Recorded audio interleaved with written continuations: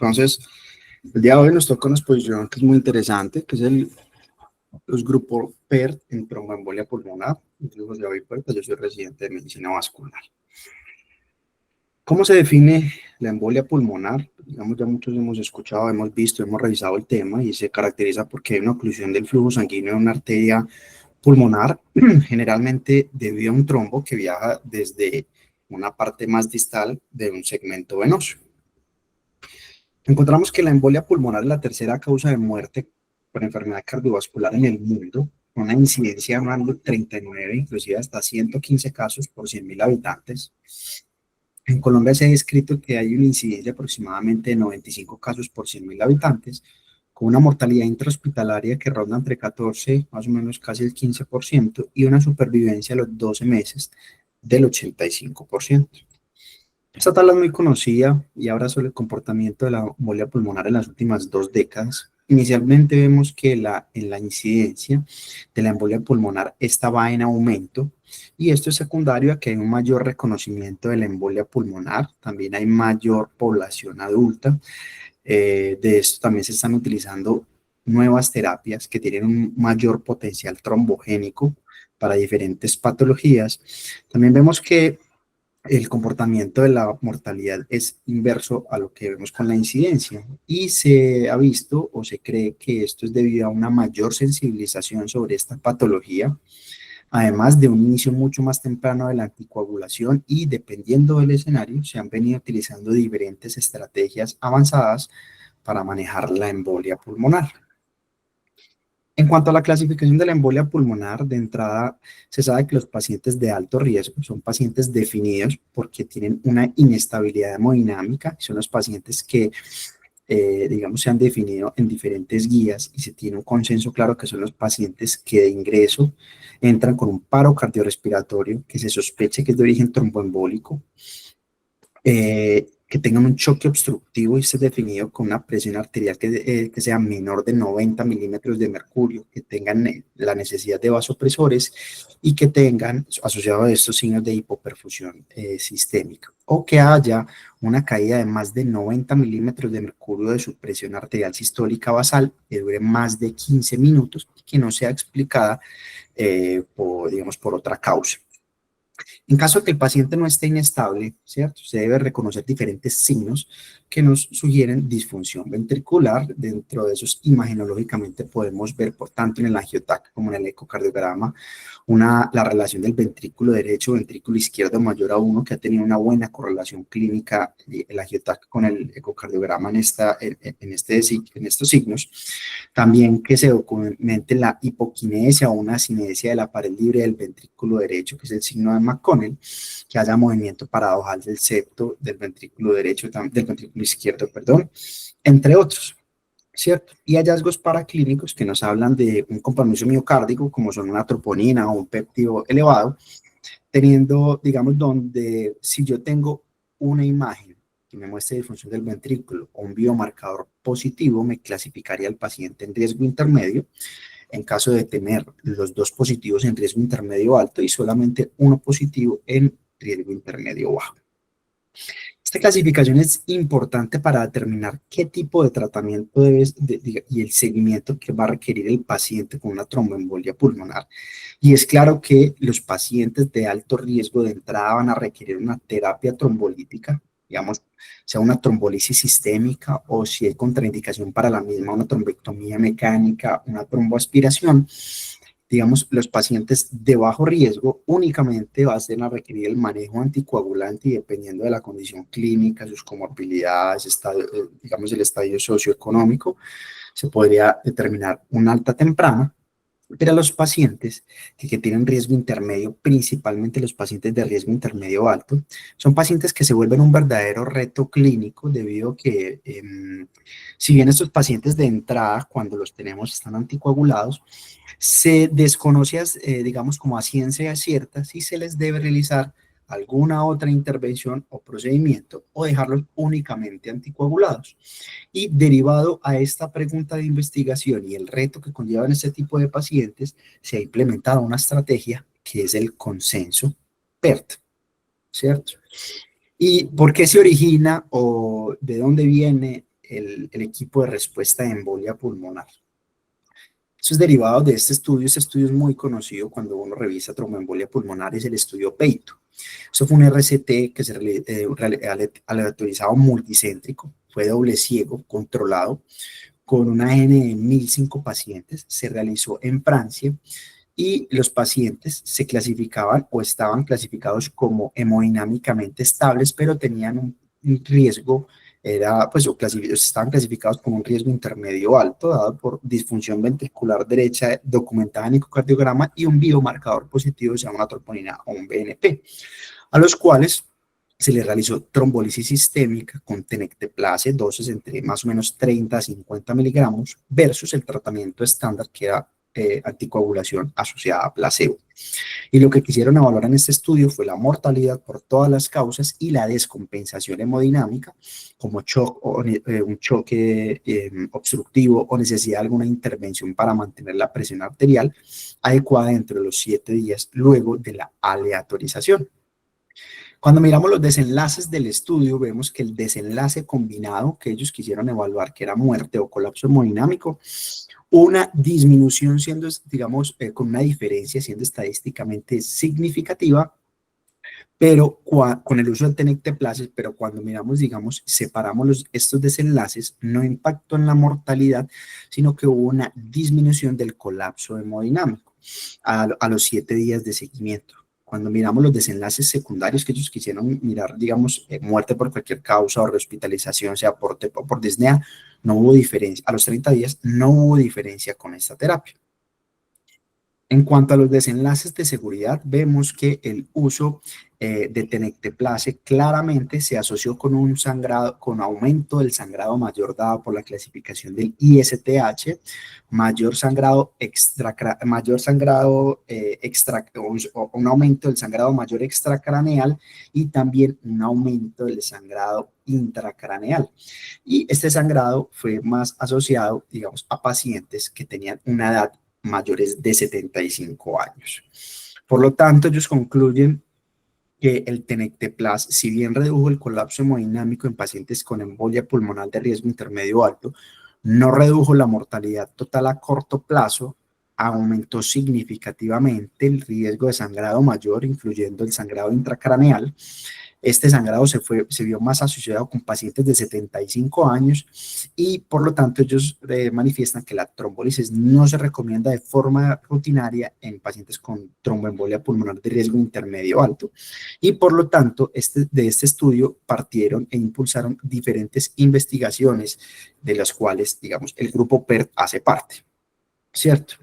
Debido, digamos, como a la incertidumbre luego de este estudio en estos pacientes que tenían riesgo intermedio alto o digamos que los pacientes que tenían alto riesgo, que iban a requerir un tratamiento inmediato debido pues como a su inestabilidad hemodinámica y cardiopulmonar, el Hospital General de Massachusetts en el 2014 forma un grupo multidisciplinario, en este caso digamos, de expertos que estaban a la espera y al llamado inmediato para una respuesta inmediata.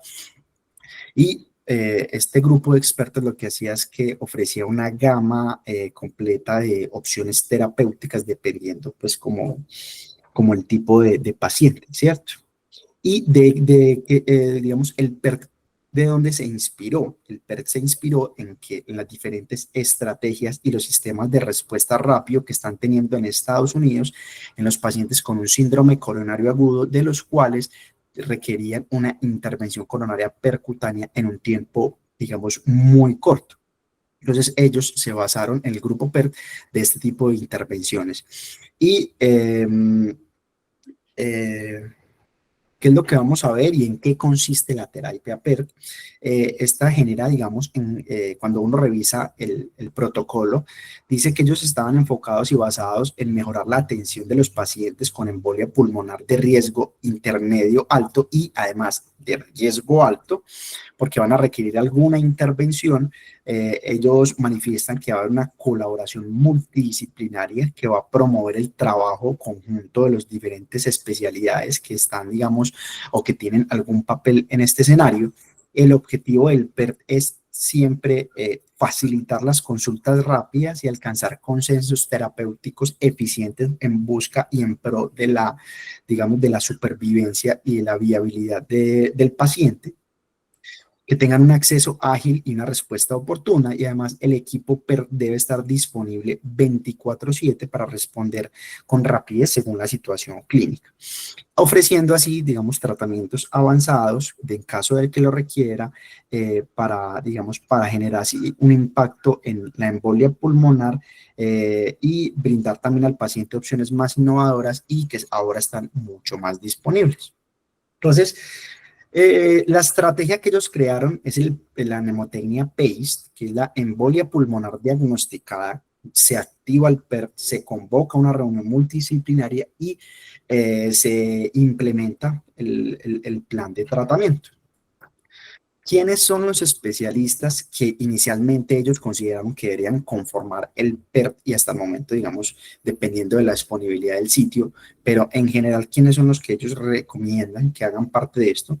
Está compuesto por el cardiólogo, un cirujano cardiotorácico o cardiovascular, el ecocardiografista, medicina, un emergenciólogo, hematología, que esté cuidados intensivos, neumología, medicina vascular e intervencionista. Cada disciplina, digamos, va a ofrecer diferentes puntos de vista, experiencia y ciertas perspectivas, conocimientos, digamos, técnicos y enfoques terapéuticos, dependiendo, pues, digamos, del concepto que cada uno tenga sobre el caso. Entonces, ¿cómo se empezó a implementar esto en el Massachusetts General Hospital? Se estableció un de 24 horas basada en un sistema, ellos decían como un sistema de movilización de respuesta rápida, que es muy parecido a lo que mencionamos ahorita del síndrome coronario agudo. Y cualquier profesional de esa institución podía activar este protocolo. Ellos lo que sacaron fue un anuncio, como lo vemos acá, de las indicaciones de cuándo activar el protocolo PERT. Entonces, por ejemplo, si el paciente tiene una embolia pulmonar, determine cómo es la embolia pulmonar, si es central, si es sencilla, por ejemplo, de montar, cómo están los signos vitales, si hay alteraciones o no, si hay evidencia de compromiso del corazón derecho, ya sea en ecocardiograma, por biomarcador o un angiotac, si, por ejemplo, tiene una embolia pulmonar con contraindicación para anticoagulación. Vea que en este caso no únicamente metían los de riesgo intermedio alto, sino con una contraindicación para anticoagulación. Y en caso de tener alguna respuesta positiva, ¿cierto?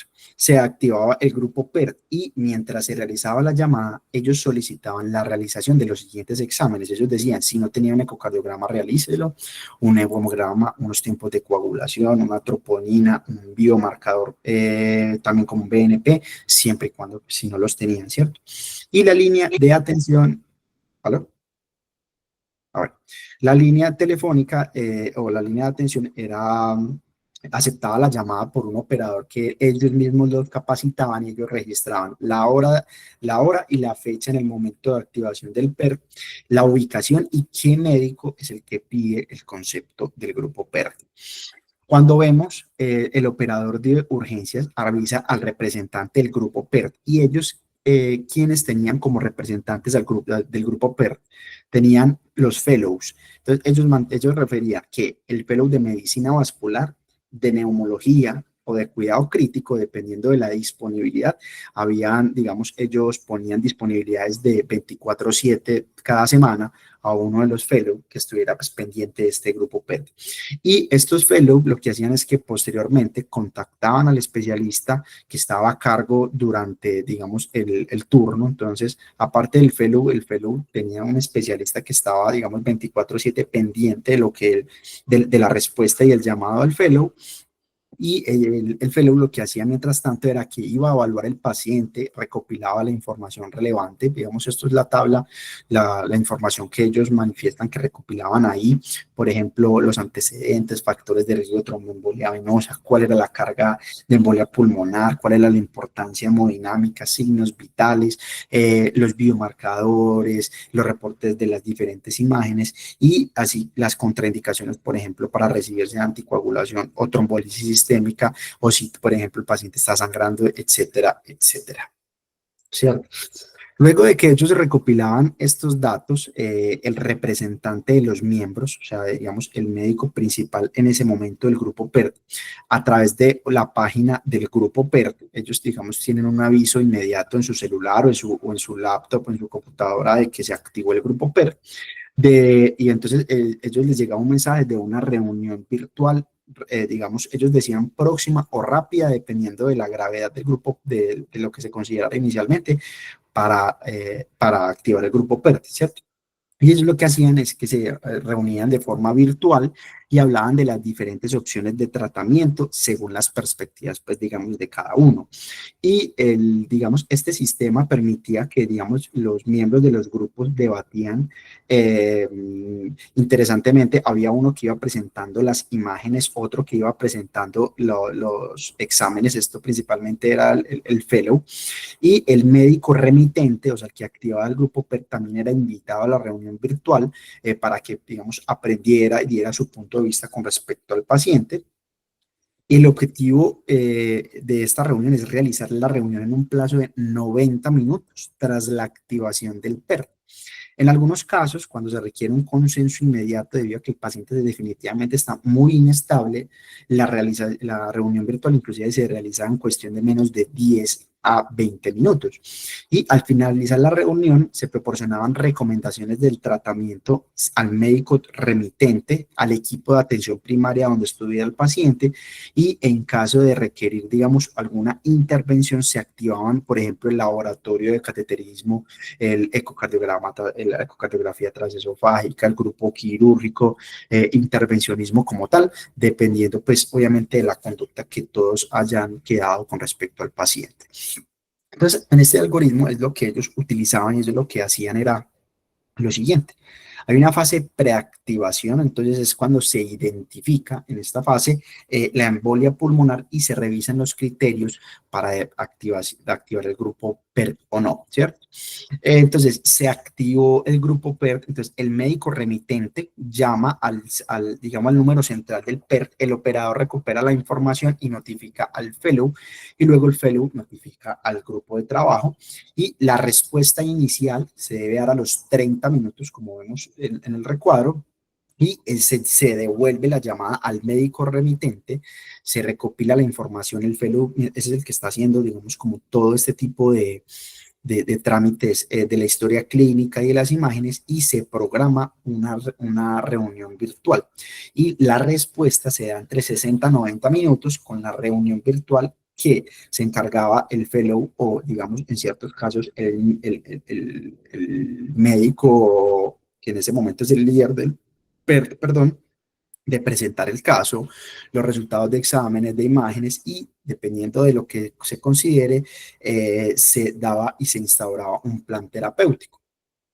Luego de esto, hay una fase que es el traslado, y se consideraba si el paciente está fuera, por ejemplo, del hospital, se transfería inmediatamente al servicio de urgencias o unidad de cuidado intensivo, dependiendo de lo que se haya considerado en un tiempo menor de 180 minutos, y se activan diferentes, digamos, recursos que tenga el hospital. Entonces, por ejemplo, el hospital requería radiología intervencionista, quirófano, inclusive si requería ECMO, porque si estaba demasiado inestable y no daba, digamos, como para otras intervenciones, o ya se habían hecho y definitivamente el paciente requería, digamos, como una circulación extracorpórea, entonces también se activaba pues como el grupo ECMO. Y el post-tratamiento se dice que son las primeras 24 horas.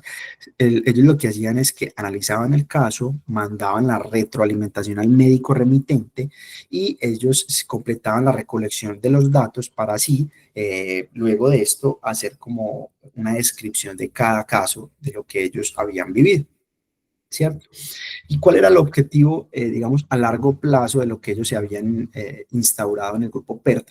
Ellos decían que importante es colaborar con colegas de otras instituciones para formar una red que es como una red colaborativa que ellos hablaban, para realizar un grupo inter e intradisciplinario y multidisciplinario de diferentes instituciones de Estados Unidos. Y no solamente de Estados Unidos, sino que ellos también tenían, digamos, como el punto de que no solamente esa estrategia se utilizara en Estados Unidos, sino que se empezara a implementar en otras partes del mundo, ¿cierto? teniendo en cuenta que obviamente no todos los hospitales van a tener las mismas disponibilidades, entonces ciertos hospitales van a tener algunas fortalezas e inclusive algunas falencias con respecto a ciertos grupos y a cierta disponibilidad de la atención. Entonces, ¿qué es lo que hacían ellos o qué es lo que manifestaban ellos? Si tenían una institución que, digamos, tenía la disponibilidad de tener un PERT 24/7, ellas debían contar sí o sí, por ejemplo, con servicios de medicina vascular, intervencionismo cardíaco, cirugía cardiotorácica, ecocardiografista, unidad de cuidado intensivo y unidades médico-quirúrgicas disponibles 24 horas. En caso de que no se tenga, o en caso de que no se tengan todas las, digamos, como todo este pool de especialidades ni herramientas, o digamos no se tenga una disponibilidad 24/7, se podía considerar hacer un grupo PERT no emergente. Y ellos lo que sí recomiendan es que se tuvieran, pues digamos, en las instituciones donde se pudiera tener las mismas especialidades, se podría tener, pero obviamente no era 24/7, o en el caso, por ejemplo, de unidades donde le falte inclusive digamos, otros servicios, no se tenga completamente todos estos servicios, ellos lo que recomiendan es que así sea que se tenga unidad, dependiendo, digamos, de lo que se tenga, que tenga disponibilidad de intervencionismo cardíaco, cirugía cardiotorácica y servicio de unidad de cuidado intensivo, que era, digamos, lo que ellos recomendaban como básico que podría implementarse en muchas instituciones a nivel mundial. Y en junio del 2015 se creó el consenso PERT, el cual ya se instaló digamos, de forma internacional y tenía una misión que era incrementar la conciencia de las diferentes opciones de tratamiento para la embolia pulmonar, también impactar y disminuir la mortalidad global y las complicaciones derivadas de la embolia pulmonar, ¿cierto? ¿Y cómo les fue inicialmente en esa experiencia que tuvo el Massachusetts General Hospital durante los dos primeros 2 años de seguimiento luego de la intervención? Inicialmente esta cohorte, que es una cohorte prospectiva, se hizo a 30 meses luego de sacar el protocolo, se activaron más o menos 394 códigos PERT, 314, donde se confirmó la embolia pulmonar y querían describir cómo les fue y querían describir cómo fue su experiencia con todo esto del protocolo PERT, ¿cierto? Para ese momento manejaban las diferentes definiciones de masivo, submasivo, y en este caso la embolia pulmonar más común fue la submasiva en un 45% frente a, digamos, 25% que fue masiva, y vamos a ver que el 60% tenían un NT-proBNP, digamos, positivo, y tenían casi el 60% tenía signos de disfunción ventricular. Se documentó una trombosis venosa profunda proximal en un 43% y en general se documentó una trombosis venosa profunda en un 50%.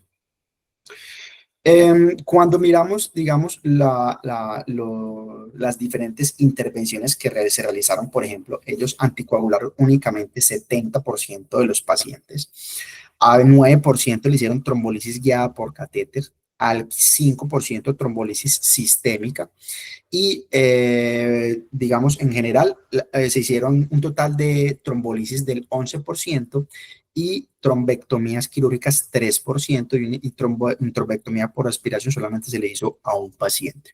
Y 80 pacientes, perdón, con embolia pulmonar masiva, de esos 27 tenían una contraindicación como tal para la trombolisis sistémica, por lo tanto se realizaron, digamos, las otras tipos de intervenciones.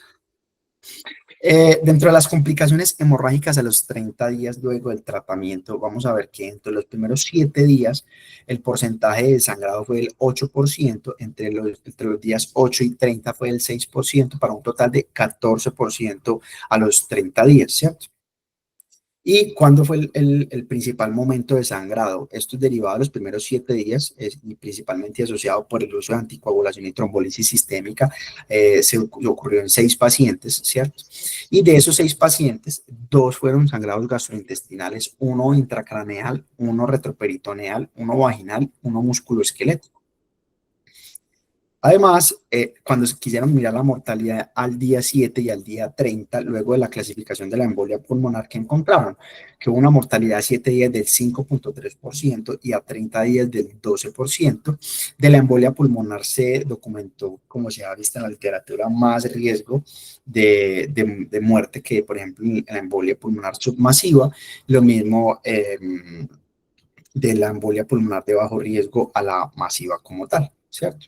Entonces, ellos que concluyen en este estudio descriptivo, que es, digamos, en cuanto a la implementación efectiva, el modelo PERT fue rápidamente adoptado por la institución que ellos habían hecho, con un crecimiento del 16% de las activaciones cada 6 meses.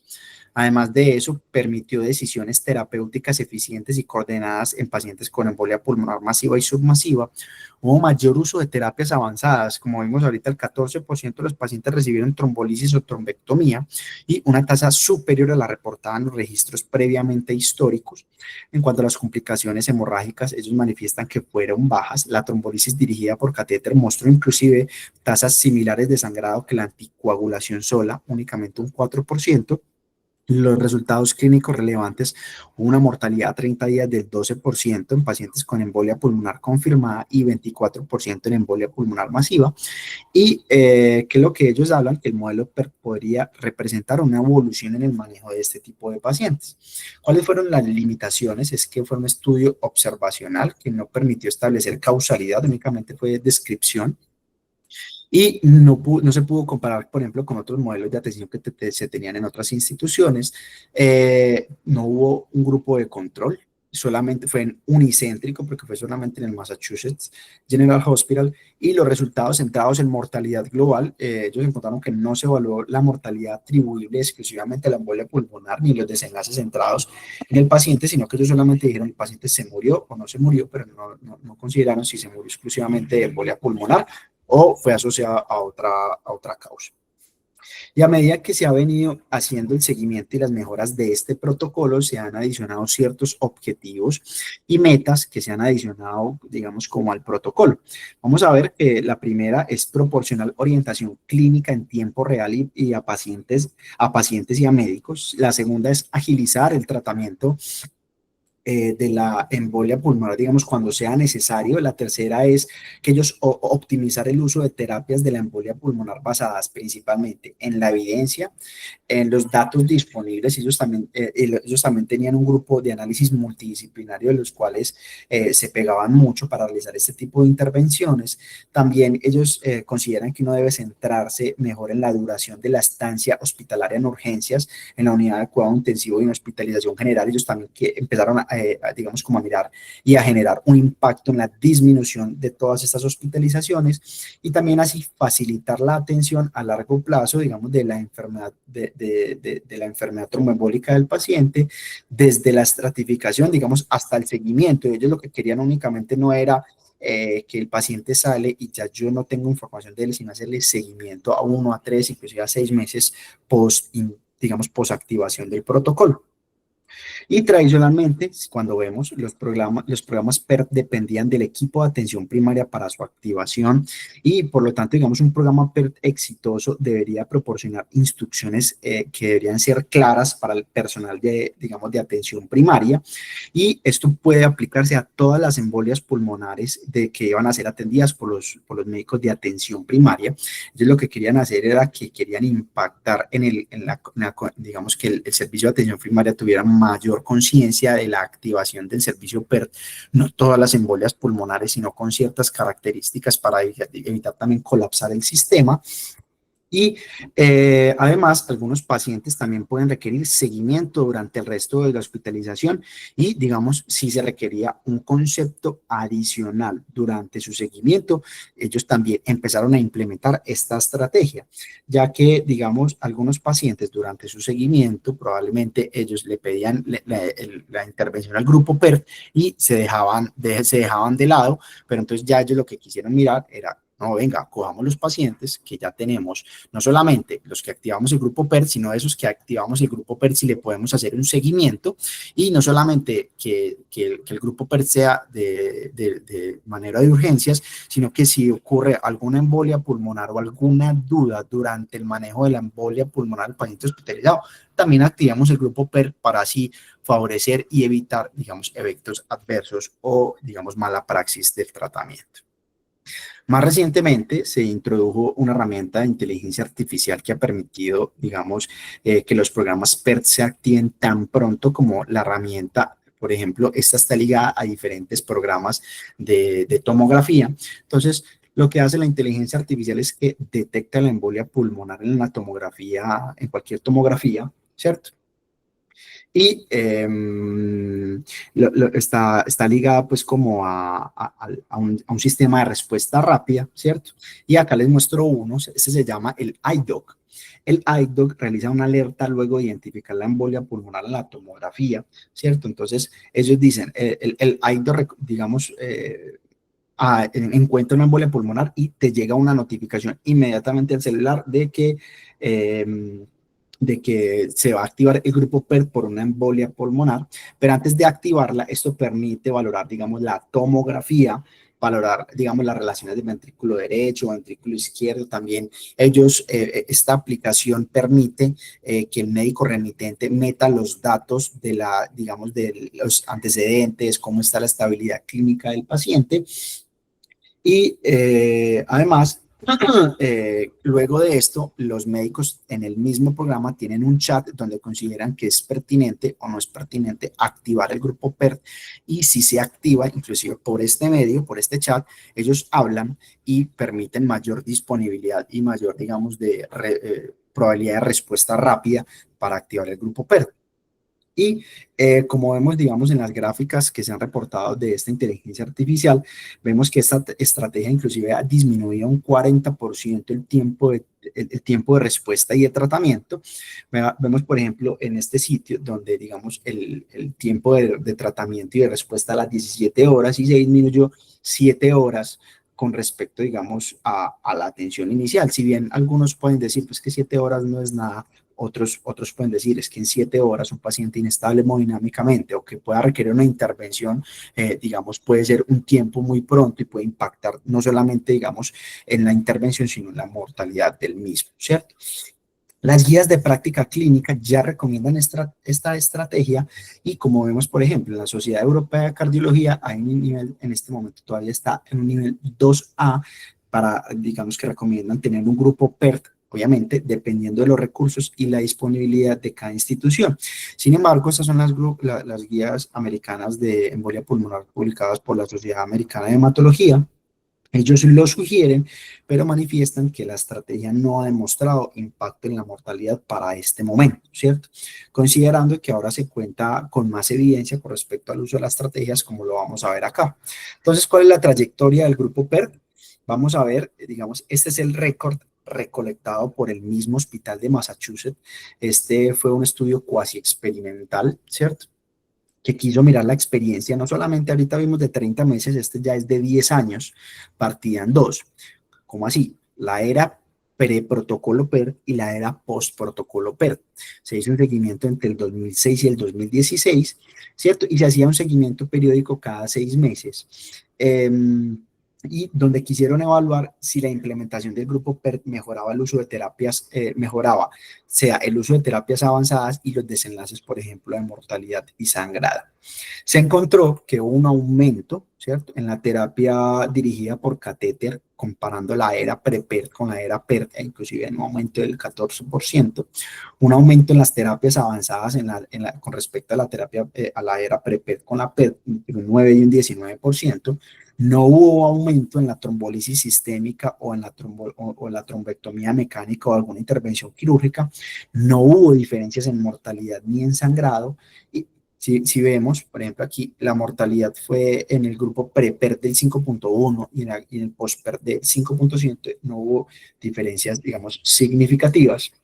Acá les traigo otro estudio, pero este ya fue publicado en otra institución, fue publicado en la Facultad de Medicina de Harvard en Boston, y ellos lo que encontraron fue que también, digamos, hicieron esta comparación entre la implementación del protocolo PrEP, digamos, PERT antes y luego de, digamos, de implementarlo, y que encontraron que hubo menos trombolisis sistémica, hubo más terapias dirigidas por catéter, no hubo unas diferencias en cuanto a sangrado mayor ni en mortalidad, y algo que es muy llamativo es que se empezaron a implantar menos filtros de vena cava inferior que, según, digamos, en los diferentes estudios, no eran indicados para la terapia.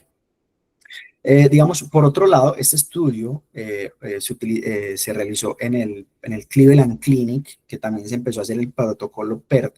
Este estudio fue publicado en el 2019. Esto es una cohorte retrospectiva que comparaba lo mismo, era PrEP versus PERT, y se hizo entre enero del 2013 y junio del 2016, y se tomó una población de 769 pacientes con embolia pulmonar aguda confirmada por AngioTac, digamos, con implementación del grupo PER. Si vemos la tabla, 343 pacientes de la era PREPER y 426 se les aplicó la estrategia PER, ¿cierto?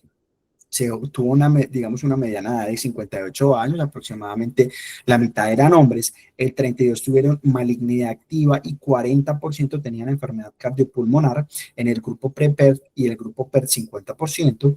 Hubo un biomarcador positivo más o menos en el 34% en los pacientes PREPER y en el 43% en el grupo PER, con disfunción del ventrículo derecho, del 22% en el PREPER y en el 28% en el PER, ¿cierto?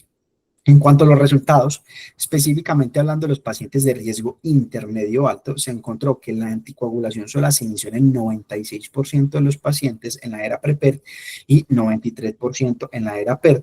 Las estrategias, digamos, invasivas se utilizaron en un 3.4%, digamos, en la era PREPER comparado con la era PER, ¿cierto? En cuanto al tiempo de inicio de la anticoagulación, parece ser que se iniciaba un poco antes en la era PER, comparado con la era PREPER. La anticoagulante más usada fueron las heparinas, seguidos por la enoxaparina, y en cuanto al implante de filtro de vena cava inferior, se redujo en la era PER un 16% frente a un 24% comparado con la era PREPER.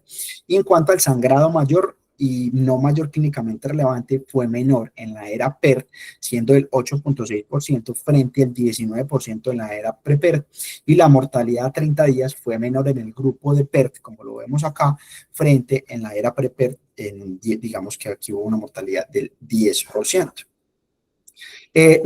Además, aquí hay otro estudio, es una cohorte retrospectiva unicéntrica que comparaba tres grupos en la era PREPER versus PREPER, y digamos, si no se activaba nada, ¿cierto?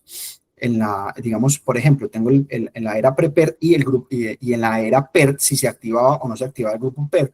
Esto fue en la Universidad de Virginia, en el Hospital Virginia Medical Center en Estados Unidos, y se hizo un seguimiento, se hizo dos periodos, entre el 2014 y 2015 PREPER y 2017 y 2018 en PERT, con una población de 554 pacientes con embolia pulmonar, y lo que querían evaluar era si la implementación del PERT mejoraba la supervivencia y otros desenlaces clínicos. Vamos a ver que si miramos el manejo y las complicaciones de sangrado, por ejemplo, en este estudio se documentó inicialmente menos implantes de filtro de vena cava inferior. Si bien hubo más trombolisis guiada por catéter y más trombolisis sistémica en la era PER, cuando miramos la diferencia de sangrados, hubo menos sangrados mayor y menor, aunque, digamos, no fue estadísticamente significativo. También contamos con metaanálisis. Esto es una revisión sistemática y metaanálisis de 16 estudios.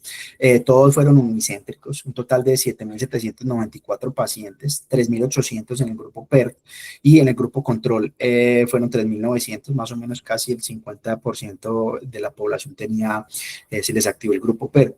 Y en cuanto a la gravedad del TEP, contaron que tenían TEP de riesgo intermedio o alto en un 62% en el grupo PERT y 48% en el grupo control. Y las especialidades, digamos, que más estuvieron en contacto con la intervención del protocolo PERT en este caso fue 100% neumología, medicina crítica el 92, radiología intervencionista el 92, cirugía cardíaca en el 85, cardiología, cardiología, perdón, en cardiología y hematología en el 23%. Cuando miramos, digamos, los diferentes estudios, acá se encontraron 16 estudios, de estos 6 eran series de casos y 9 eran cohortes. Cuando miramos los resultados, hubo más terapias avanzadas en el grupo PERT, principalmente terapias dirigidas por catéter, trombolisis sistémica o embolectomía, digamos, no hubo diferencia con respecto a las complicaciones de sangrado, y si bien hubo una diferencia con respecto a la mortalidad, o sea, no hubo, si bien no hubo una diferencia con respecto a la mortalidad, parece que hubo una tendencia a disminuirla, ¿cierto? Y en cuanto a los tipos de tratamiento avanzados, los pacientes con PERT tuvieron mayores intervenciones guiadas por catéter que el grupo control, tuvieron menos implante de filtro de vena cava inferior y no hubo diferencia con respecto a la trombolisis sistémica, ECMO o embolectomía quirúrgica. Por lo tanto, digamos, las conclusiones de estos estudios fue que los equipos PERT se asociaron con mayor uso de terapias avanzadas. El uso de filtros de vena cava inferior fue significativamente menor en el grupo PERT. No se observó un aumento en las complicaciones de sangrado a pesar de mayor uso de terapias avanzadas, y a pesar de tratar pacientes con embolia pulmonar más grave, el grupo PERT mostró una tendencia no significativa a menor mortalidad, y ellos consideraron que se necesitaban más estudios adicionales, idealmente aleatorizados, para confirmar si realmente había un impacto o no en la mortalidad y en los desenlaces clínicos, teniendo en cuenta digamos, las limitaciones que hubo una alta heterogeneidad entre los estudios, la mayoría de los estudios fueron retrospectivos y unicéntricos, y una falta de estandarización de los resultados reportados, por ejemplo, hemorragia mayor o menor, porque no utilizaron, digamos, como una estrategia o una escala, por ejemplo, la ISTH, ¿cierto? Les traigo otra revisión sistemática de 14 estudios, 12 retrospectivos y 2 prospectivos, para un total de 4.761 pacientes. De esos pacientes, los pacientes que fueron tratados en la era PER fueron del 50% y 49.9% en la era PREPER. La mayoría fueron en Estados Unidos, en Canadá y en Corea del Sur, ¿cierto? Y fue en un periodo de recolección entre el 2009 y el 2020. Cuando miramos las especialidades que tuvieron más contacto, vemos que en general la cardiología intervencionista, 78%, cirugía vascular o cardíaca en un 92%, neumología cuidado crítico en un 92%, radiología intervencionista en un 50% y medicina vascular en un 57%, lo mismo que hematología. En cuanto a la mortalidad, no hubo diferencia con respecto al grupo PERT versus la era PREPERT, ¿cierto? Cuando miramos la estancia hospitalaria, hubo una disminución en la mayoría de los estudios post-PERT, especialmente la estancia en UCI. Ellos dicen que disminuyó aproximadamente 1.6 días de estancia en UCI. En cuanto a las terapias avanzadas, hubo mayor uso de terapias avanzadas en el grupo PERT, y las complicaciones de sangrado no hubo diferencia con respecto a la era PREPERT, con respecto a la era PERT, con digamos, las diferentes intervenciones. Si miramos la costo-efectividad, que eso también es algo que ellos querían considerar y mirar, ya hay estudios de costo-efectividad. Vamos a ver que el objetivo de este estudio era evaluar el impacto de la implementación del equipo PERT en cuanto a la calidad y los costos de la atención. Esto fue un estudio retrospectivo entre el 2010 y el 2018 que comparaba la era pre-PERT con la post-PERT en un centro académico de los Estados Unidos. Se obtuvieron 530 pacientes mayores de 18 años con diagnóstico de embolia pulmonar, y la intervención era la implementación del protocolo PERT multidisciplinario con activación rápida ante la evidencia de disfunción del ventrículo derecho. Entonces, se encontró que una menor mortalidad con menor estancia en UCI, digamos llamativamente en este estudio, menor utilización de ventilación mecánica en el protocolo PERT, y en cuanto a los estudios de costo-efectividad, encontramos que el costo total de la atención, digamos, a 30 días disminuyó un 34%, los costos por interconsulta al profesional disminuyeron un 39%, los costos técnicos disminuyeron un 17%, y ellos dijeron que hubo un ahorro estimado aproximadamente en 3 años de 2.25 millones de dólares, ¿cierto? Por lo tanto, y para concluir, encontramos que los equipos, digamos, los equipos y los protocolos PERT van a mejorar la atención de los pacientes con embolia pulmonar de riesgo intermedio y alto. Pues se ha aumentado el uso de terapias dirigidas por catéter y embolectomía quirúrgica sin incrementar significativamente complicaciones hemorrágicas como los vimos en las diferentes estudios, siempre y cuando sean bien ordenadas, lo que indica una mejor selección y estratificación del riesgo clínico. Digamos, estas terapias se observa una reducción en la estancia hospitalaria de implante de filtro de vena cava inferior e incluso de estancia en UCI, y en algunos estudios una disminución significativa en el uso de la ventilación mecánica, lo que sugiere una mayor eficiencia asistencial. Aunque la reducción de la mortalidad no fue significativa en todos los estudios, la tendencia pareciera favorecer al grupo PERT, incluso en poblaciones con mayor proporción de embolia pulmonar grave, lo que podría reforzar su impacto clínico y su potencial. Y los equipos PERT generan ahorros económicos relevantes en el sistema de salud, pero en general, para efectos prácticos, se requiere una estandarización en la composición, criterios de activación y evaluación, digamos, de los resultados de los equipos PER para así favorecer, dependiendo de la institución en la que estemos, intentar implementar estas estrategias que puedan generar un impacto en la atención de nuestros pacientes. Y eso era todo lo que traíamos el día de hoy. José, muchas gracias por la conferencia. Supremamente bien presentada me pareció. Yo te voy a decir, pues, como la opinión mía después de escuchar todo lo que tú has presentado.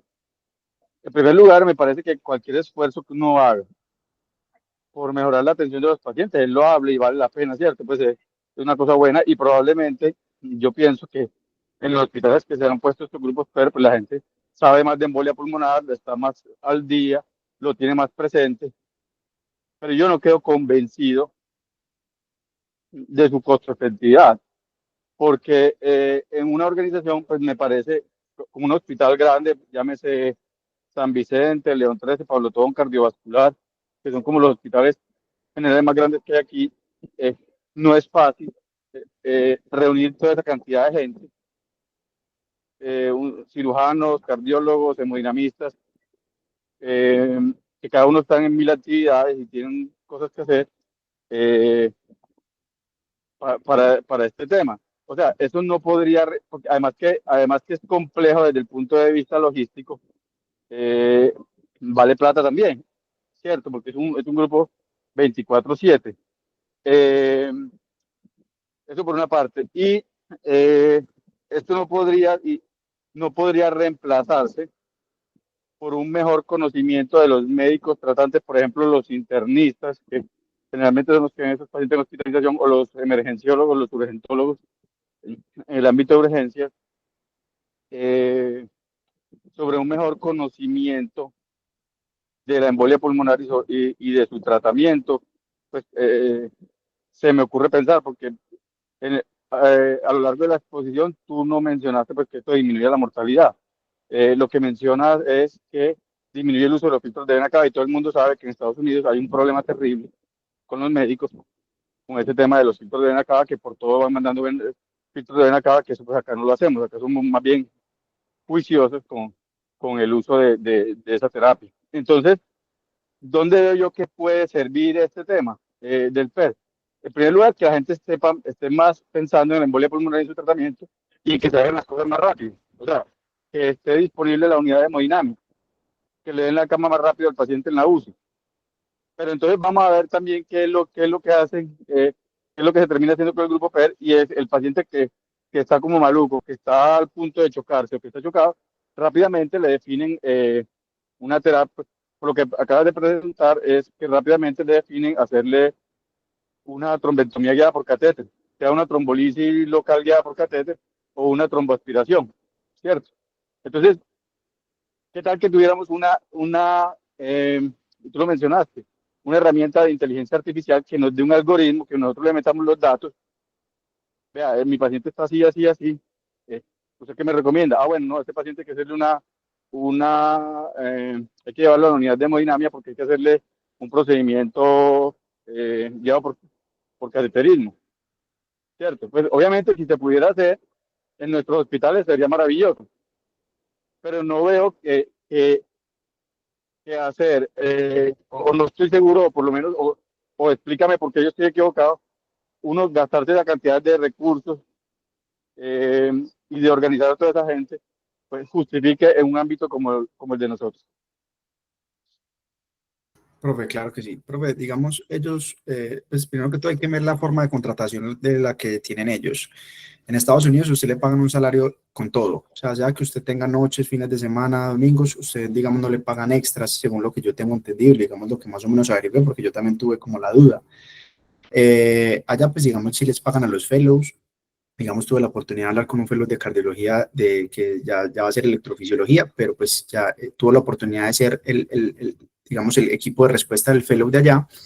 Y ellos lo que dicen es que como el hospital, digamos, tiene como un salario, por así decirlo, integral, o sea, no le van a pagar más por ser parte o no ser parte de un grupo PER, pero es como una obligación ser parte de este grupo porque son terapias que han mostrado como impactar, pues, o que ellos quieren mostrar si realmente generan un impacto o no en mortalidad, pues, y en otros desenlaces. Entonces, por ejemplo, ellos lo que hacen es que el fellow de cardiología, pues que sería digamos, bueno, el fellow que esté en ese momento en la atención, en la respuesta de atención, es el que se va a encargar de todo. Y como allá, vuelvo y le digo, no le pagan extra al especialista, entonces digamos, en estos grupos como tal, la interconsulta sí se la pagan extra. Pero si usted hace parte del hospital y hace parte del grupo, no se lo pagan extra porque hace parte como de los plus que ofrece el hospital y pues ellos como que se lo dicen a los especialistas, profe. Entonces, eso, pues digamos lo que quería compartirles también, porque obviamente acá la disponibilidad se la pagan, que fue a hacer un procedimiento se lo pagan, etcétera, etcétera. En cambio, ellos acá, ellos allá no le pagan eso extra, pues digamos, lo que me informaban a mí el que tuvo la oportunidad de ser fellow allá, profe, de ese equipo de respuesta. Entonces creo que por lo tanto el estudio de costos, creo que por eso era, creo, porque a mí también me entró la duda de por qué si yo tengo un equipo multidisciplinario de tantos especialistas y subespecialistas, el costo disminuyó. Entonces es por eso, José, y profe. sabes que lo que estoy viendo, pues, ese hospital, el Massachusetts General, es un hospital demasiado grande, donde tú tienes 4 o 5 fellows de cardiología todos los 12 meses del año, ¿cierto? Sí, Y señor. entonces me estoy viendo que ellos dejan la responsabilidad de ese grupo PER en el personal de información, que además le pagan. Entonces, ahí sí lo tienen garantizado, pero acá nosotros, pues, cierto, es complejo uno decir, le doy esta tarea asistencial a un fellow que tiene que estar 24/7 respondiéndome por esto y que Sí, sí. está rotando un mes y otro mes no.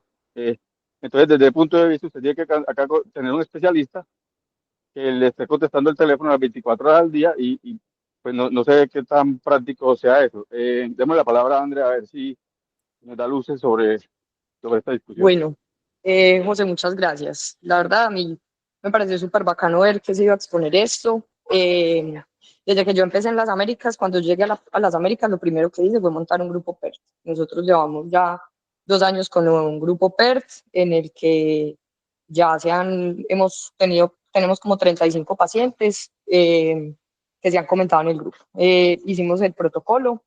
Nosotros básicamente lo que hicimos fue un grupo por WhatsApp. Esa fue la plataforma que utilizamos, la plataforma digital más fácil y de acceso para todo el mundo es WhatsApp. Entonces tenemos un grupo de WhatsApp en el que estamos los líderes de cada uno de los servicios. Tenemos mucho, pues digamos que la mayoría de los pacientes que han comentado en grupo PERT vienen de cuidado intensivo, ni siquiera tanto del servicio de urgencias, sino de cuidado intensivo. Entonces está el grupo de cuidado intensivo, está el grupo igual de urgencias, está el grupo de medicina interna, está neumología, está ecocardio, está cardioclínica, está radiología intervencionista, está radiología de tórax y estoy yo. Ese es el grupo PERT que nosotros tenemos. Experiencias con el grupo PERT, creo que muchas y muy buenas. La verdad es que hemos tenido muy buenas experiencias. Es un grupo que está activo 24 horas, no quiere decir que sea un grupo en el cual uno tenga que tener respuesta 24 horas. ¿En qué sentido? En el sentido que el paciente que tiene alto riesgo, que es el paciente que se tiene que definir de forma rápida, pues no es, si bien nosotros dejamos estipulado que al grupo PERT se comentan los pacientes de alto riesgo y los pacientes de riesgo intermedio alto, pues hemos tenido uno de los grandes problemas, es que incluso el paciente de alto riesgo tenemos una baja representación, porque ese no lo comentan, porque es que ese paciente, pues entre todo, es un paciente pues que ya está muy claro que se tiene que hacer y terminan comentando al grupo PERT únicamente el paciente de alto riesgo que tiene falla a la trombolisis sistémica. Entonces, esos pacientes que tendrían que tener una respuesta súper inmediata, únicamente los pacientes de alto riesgo que tienen falla a la trombolisis sistémica y bien o mal los intervencionista que es el que está disponible 24 horas, pues no solamente para el grupo PERT, sino que está disponible 24 horas para pues para la institución.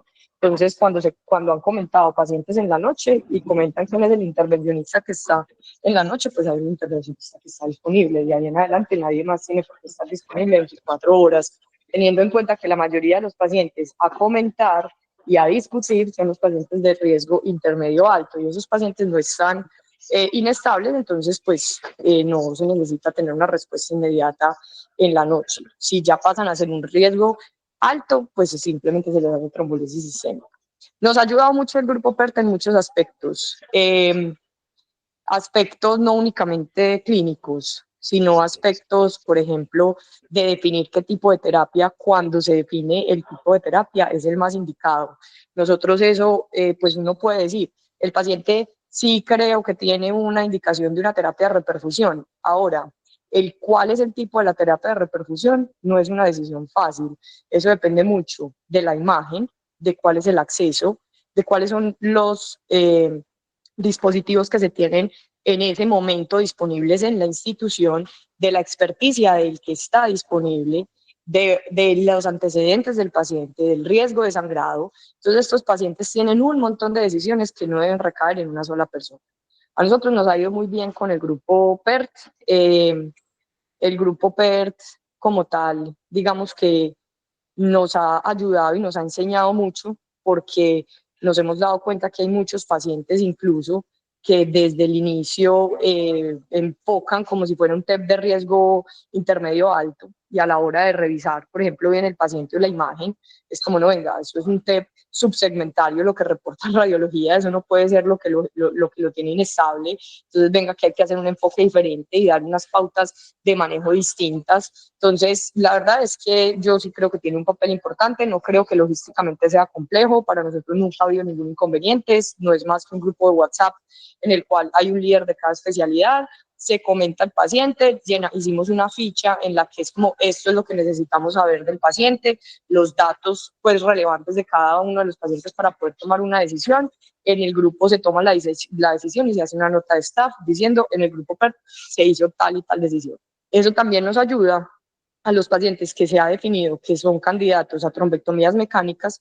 Tenemos 2 pacientes que han sido trombolizados de forma fallida y que toca meter a ECMO incluso antes de hacerle la trombectomía mecánica, y para hacer las trombectomías mecánicas piden notas de staff por el costo. Entonces, el tener el grupo PERT de una ya nos ayuda a tener una nota en la que se dice que se definió por grupo PERT, y para la aseguradora poder pedir los dispositivos pues y los insumos y todo para poder hacer los procedimientos. Entonces, logístico no es tan difícil, pues yo sé que José pues leyó y nos mostró muchos estudios en los cuales pues ellos sí hablan pues como de todo esto, y el costo empieza pero la verdad es que nosotros no hemos tenido ningún inconveniente con eso. Como les digo, pues ya llevamos 2 años con la implementación del grupo PERT, hacemos revisiones de tema, el que va a hacer alguna conferencia en relación con eso, se hace como una invitación al grupo, y creo que hemos tenido muy buenos resultados. Excelente, André. No, me parece supremamente valioso lo que acabas de decir, porque ahí que creo yo que cabe resaltar. Uno es que homogeniza el conocimiento, o sea, y hace que la gente sepa más de embolia pulmonar. Mira que tú dices, es que presentaron fue un test de riesgo bajo, entonces probablemente esa persona que lo presentó ya aprendió a que a que ese paciente no es para el grupo PER, y que ese paciente debe simplemente anticoagulación. Entonces, probablemente todo el mundo aprende más. Me parece excelente lo que acabas de decir desde el punto de vista de logística, supremamente fácil lo hicieron. Eh, y también mejora la disponibilidad de las cosas. Mira que claro que ustedes comentaron el paciente en el grupo, pues ya está la conducta definida, ya se puede asemejar a una nota de staff, pueden escribir en la historia que lo discutieron fulano y fulano y fulano, y que la conducta fue tal cosa, y eso facilita las cosas desde el punto de vista administrativo, y también la respuesta del grupo de radiología intervencionista la acelera. Sí, me parece supremamente útil desde ese punto de vista. Independientemente de que se vayan a ofrecer eh, otras conductas diferentes a las que pudiera escoger el internista, pero que si no estuviera en el grupo PER, pero posiblemente se demoraría más porque nadie en la clínica sabe que ese paciente está ahí, el hemodinamista no está disponible, cualquier cosa de esa, ¿cierto? Entonces sí me parece muy valiosa la experiencia que No, acabas de en contar. realidad, una de las cosas que a mí más valioso me ha parecido es que ha habido un compromiso muy grande desde el grupo de radiología intervencionista, porque obviamente alinear a todo el mundo a que siga un protocolo es bastante complejo. ¿En qué sentido? A veces los intervencionistas toman las decisiones, los intensivistas toman las decisiones y no comentan el paciente en el grupo PERT. Entonces mandan incluso la trombectomía mecánica y los intervencionistas llaman al intensivista y le dicen, mm, hasta que no esté Coméntelo. comentado en el grupo PERT, nosotros no lo hacemos. Ah, Entonces, pues eso también ha mejorado muchísimo como la herencia y pues como la comunicación, pues como clínico-quirúrgica. La verdad es que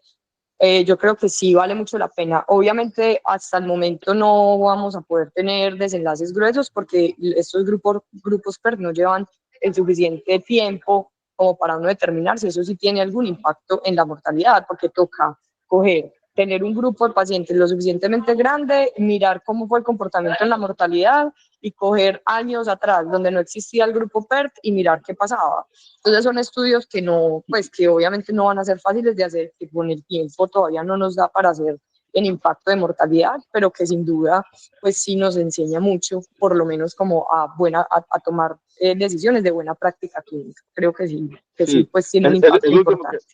no, y eso último que acabas de decir me parece súper importante porque a mí también me ha pasado que me hacen una interconsulta de un paciente con una embolia pulmonar, por ejemplo, una Es un, trombolisis ya por catéter o una trombectomía ya por catéter, y uno dice, pero este paciente, ¿para qué lo llevaron? Este paciente no tenía indicación. Entonces, eh, mira que este tipo de cosas se pueden evitar. O sea, no estamos hablando de pacientes de alto riesgo, sino de evitar tratamientos innecesarios en pacientes que no lo requieren, ¿cierto? Entonces, eh, de vez en cuando pasa que pacientes que no son de alto riesgo, que le están ofreciendo trombos, que le están haciendo trombolisis en nuestros hospitales o que le están haciendo procedimientos de radiología intervencionista que no necesitan, porque en verdad no son embolias pulmonares de alto riesgo, o porque porque el paciente tiene un TEP pequeño. Por ejemplo, me ha pasado que el paciente tiene un TEP segmentario, subsegmentario y tiene una falla respiratoria. Y entonces atribuyen eso a que el paciente tiene un TEP masivo y entonces hay que hacer una trombolisis. Y obviamente, pues eso un TEP segmentario probablemente no te lleva a una intubación, a menos de que un paciente pues tenga un estado cardiopulmonar demasiado alterado. Entonces sí, me parece que puede también evitar tratamientos innecesarios.